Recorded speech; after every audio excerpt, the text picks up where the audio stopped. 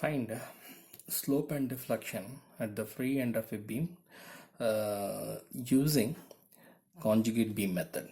Now we have solved a similar type of problem using moment area theorem. Now we'll solve the same problem, but the concept is different. We'll use a conjugate beam theorem. I hope that you have gone through the theorem of the conjugate beam theorem. So here also I'll explain the theorem. Now let's go with the procedures. So the procedure is similar.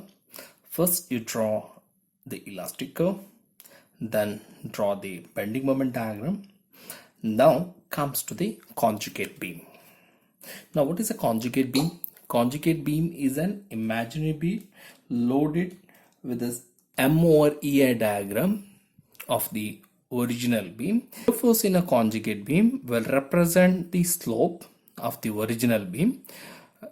Deflection of the main beam will be represented by bending moment in conjugate beam. So that means bending moment in conjugate beam will represent deflection of the original beam.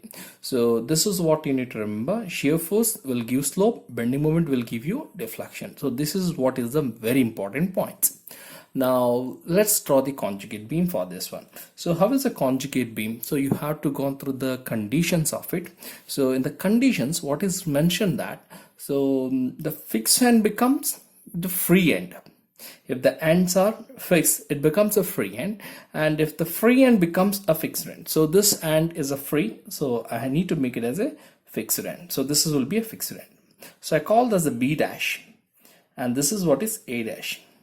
Conjugate beam same as the original beam. So this is what is the thing, is an imaginary beam, same span or same as the original beam.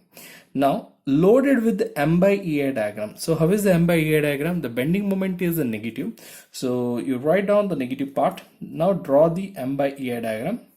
So loaded with M over EI diagram, so this is a reverse parabola. Since it is a negative, so I'll give the arrow upward.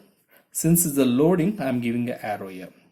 So what is the value here? So this is what is WL square by 2 is then divided by EI. So this M by EI.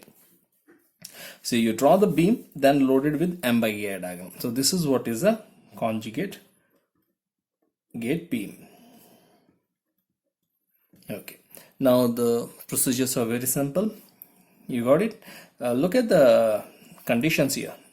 The free end becomes a fixed end. So if you calculate the reaction at B, we'll get the slope at B, and if you calculate the bending moment at B, we'll give you the deflection at B. Now let's use a concept and let's find it out. Slope at B,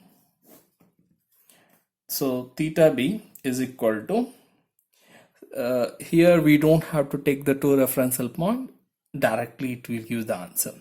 So what is theta B is equal to, as per the theorem, the shear force at B dash in conjugate beam. So this is what I wanted you to write.